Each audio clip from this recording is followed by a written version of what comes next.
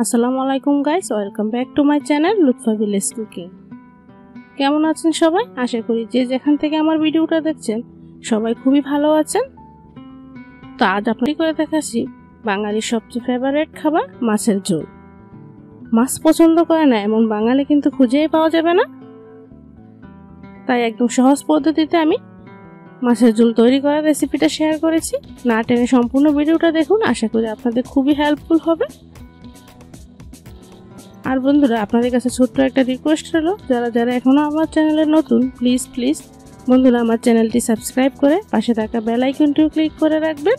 আর যারা যারা সাবস্ক্রাইব করেছেন তাদেরকে অসংখ্য ধন্যবাদ। এই মাছের ঝোলটা তৈরি করার জন্য প্রথমে নিচ্ছি আমি এখানে আমি সিলভার মাছ নিয়েছি। যে কোনো মাছ দিয়ে কিন্তু এই মাছের ঝোলটা তৈরি করে নিতে পারেন। মাছটা একদম ধুয়ে পানিটা ঝরিয়ে নিয়েছি। এখন এটাকে আমি ম্যারিনেট করে নেব। তার জন্য দিয়ে দিচ্ছি পরিমাণ মতো লবণ, 1 টিস্পুন হলুদ গুঁড়া আর হাফ টিস্পুন মরিচের গুঁড়া দিয়ে মাছের সাথে ভালো করে একটু হাত দিয়ে মিশিয়ে নিচ্ছি। তো বন্ধুরা দেখুন, মাছের সাথে একদম ভালো করে মিশিয়ে নিয়েছি। এখন আমি চলে যাচ্ছি ভাজার জন্য চুলায় একটা প্যান বসিয়ে দিয়ে দিয়েছি 2.5 টেবিল চামচ তেল। এই তেলে আমি সম্পূর্ণ রান্নাটা করব, তাই একেবারে তেলটা দিয়ে নিয়েছি। তো এখন একে একে মাছগুলো দিয়ে দিচ্ছি ভাজার জন্য। আর বন্ধুরা, মাছ ভাজার তেলে যদি রান্নাটা করেন তার স্বাদ কিন্তু অনেকটাই ভালো আসে, তাই চেষ্টা করবেন মাছ ভাজার তেলে রান্নাটা করার জন্য। তো মাছগুলো এক সাইড হয়ে এলে অপর সাইডে এভাবে উল্টিয়ে দিচ্ছি।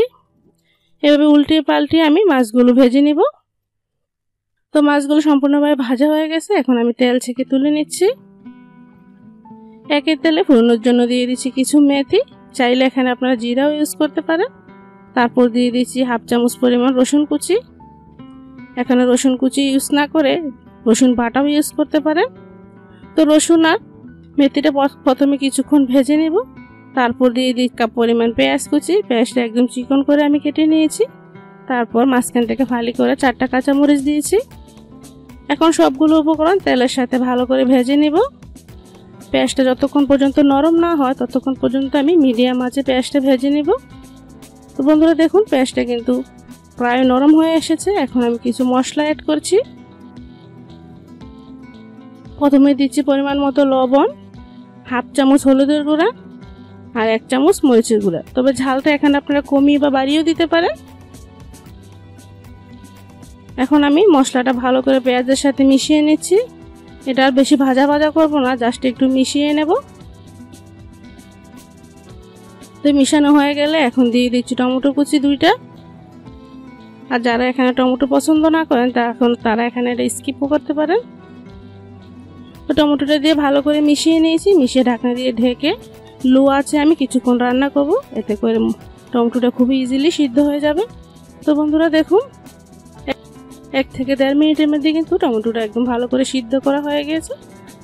তো এখন আমি দিয়ে দিচ্ছি কুসুম গরম পানি। এখানে আমি 1 কাপ পরিমাণ গরম পানি দিয়েছি, যেহেতু আমি ঝোল রান্না করব। তো এখন ঢাকনা দিয়ে ঢেকে বলক তোলা পর্যন্ত একটু অপেক্ষা করছি। তো দেখুন বন্ধুরা, একদম সুন্দরভাবে বলক চলে এসেছে। এখন এতে দিয়ে দিচ্ছি ভেজে রাখা মাছগুলো আমি একে একে সাজিয়ে দিয়ে নিচ্ছি। তারপর আমি লবণটা চেক করে নিচ্ছি। এ পর্যায়ে অবশ্যই লবণটা চেক করে নেবেন। তো বন্ধুরা, কিছুটা লবণ প্রয়োজন, তাই একটু দিয়ে নিচ্ছি। দিয়ে উপর থেকে কিছু ধনেপাতা কুচি দিয়ে নিচ্ছি। এই ধনেপাতাটা দেওয়ার কারণে কিন্তু খুবই সুন্দর একটা ফ্লেভার আসবে। আর আমি তরকারিতে একটু বেশি পরিমাণে ধনেপাতা পছন্দ করি, তাই একটু বেশি পরিমাণেই দিচ্ছি। দিয়ে ঢাকনা দিয়ে ঢেকে দিচ্ছি সম্পূর্ণ তরকারিতে ধনেপাতা ফ্লেভারটা মিল হওয়ার জন্য। তো 1 থেকে 1.5 মিনিট একদম লো আঁচে আমি রান্না করে নিয়েছি। আমার রান্নাটা একদমই কমপ্লিট। তো আমি গরম গরম সার্ভ করে নিচ্ছি। এটা কিন্তু ভাতের সাথে খেতে খুবই ভালো লাগে। তো বাসায় অবশ্যই ট্রাই করবেন বন্ধুরা রেসিপিটি।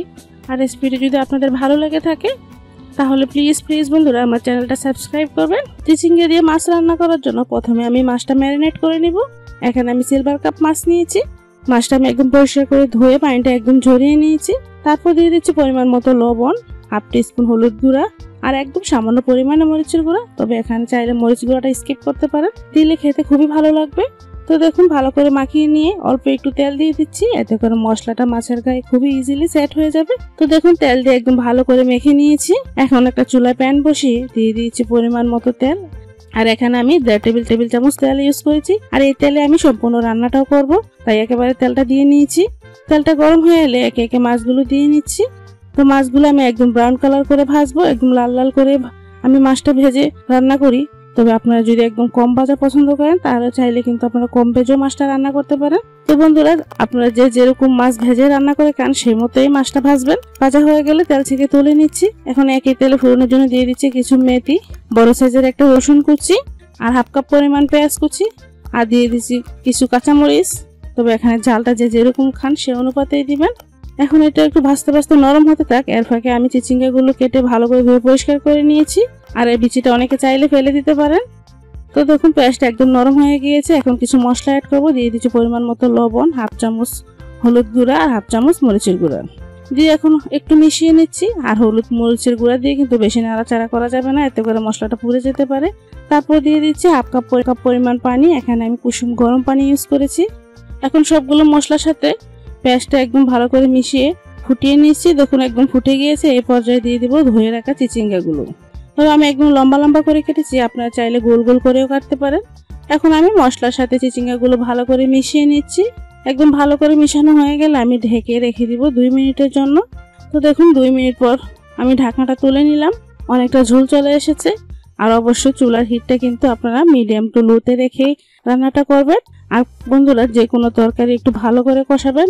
মিডিয়াম টু লো হিটে রেখে যদি একদম ভালো করে কষান তাহলে কিন্তু রান্নাটা স্বাদ খুবই ভালো আসবে। কষানোর কাছে তার রান্নার স্বাদ, কষানো যত ভালো হবে রান্নার স্বাদও কিন্তু ততই ভালো আসবে। তো দেখুন আমার চিচিঙ্গাগুলো কিন্তু কষাইতে কষাইতে একদম ভালো করে সিদ্ধ হয়ে গিয়েছে। এখন দিয়ে দিচ্ছি কুসুম গরম পানি। এখানে একদম বেশি পরিমাণে পানি ইউজ করব না। তো দেখুন পানিটা দেখে আপনারা বুঝে নিতে হবে। এখন আমি পানি দিয়ে নিয়েছি। পানিটা একটু ফুটে তারপর আমি দিয়ে দেবো বাকি উপকরণগুলো। পানিটা ফুটে এলে দিয়ে দিয়েছি ধনেপাতা কুচি। তবে এখানে ধনেপাতাটা যেরকম খান সে অনুপাতেই দিবেন। আমার একটু ধনেপাতা বেশি পছন্দ, তাই আমি একটু বেশি পরিমাণে দিচ্ছি। ধনেপাতা দিয়ে একটু নেড়ে চেড়ে মিশিয়ে দিয়ে দিচ্ছি ভেজে রাখা মাছগুলো। তো বন্ধুরা, সেম প্রসেসে কিন্তু আপনারা যে কোনো মাছ দিয়ে রান্নাটা করতে পারেন, খেতে কিন্তু খুবই ভালো লাগবে। মাছের ডিম হয়েছিল সেটা আমি ভেজে দিয়ে দিয়েছি। তবে মাছের ডিম বোনার রেসিপি কিন্তু আমার চ্যানেলে দেওয়া আছে, চাইলে দেখে নিতে পারেন। তো এখন ঢেকে আমি 2 মিনিট রান্না করে নিব। তো 2 মিনিট পর ঢাকনাটা তুলে মাছগুলো একটু উল্টিয়ে দিচ্ছি। এতে করে মাছের দোনো সাইডে ভালো করে মশলাটা ঢুকবে আর মাছটা খেতেও খুবই ভালো লাগবে। তা না হলে কিন্তু মাছের উপরে ছাড়টা একটু শক্ত শক্ত থাকে। তো অবশ্যই এই পর্যায়ে লবণটা চেক করে নেবেন, লবণটা ঠিক আছে কিনা। বন্ধুরা, তরকারি লবণটা কিন্তু একদম পারফেক্ট। এখন আমি নামিয়ে নিচ্ছি। এখন আমি গরম গরম সার্ভ করে নিচ্ছি। তো বন্ধুরা, ভিডিওটা কেমন হয়েছে তা অবশ্যই আমাকে কমেন্ট করে জানাবেন। আর ভিডিওটা কোনো জায়গায় বুঝতে অসুবিধা হলে তাও অবশ্যই আমাকে কমেন্ট করে জানাবেন। প্লিজ বন্ধুরা, ভিডিওটা দেখে না চলে গিয়ে অবশ্যই বন্ধুরা আমার চ্যানেলটি সাবস্ক্রাইব করার অনুরোধ রইল। প্লিজ বন্ধুরা, সাবস্ক্রাইব মাই চ্যানেল। আপনাদের সাপোর্ট পেলে সামনে আমি আরো এগিয়ে যেতে পারবো আর নতুন নতুন ভিডিও তৈরি করতে পারবো। তো আজ এখানে শেষ করছি। আল্লাহ হাফেজ।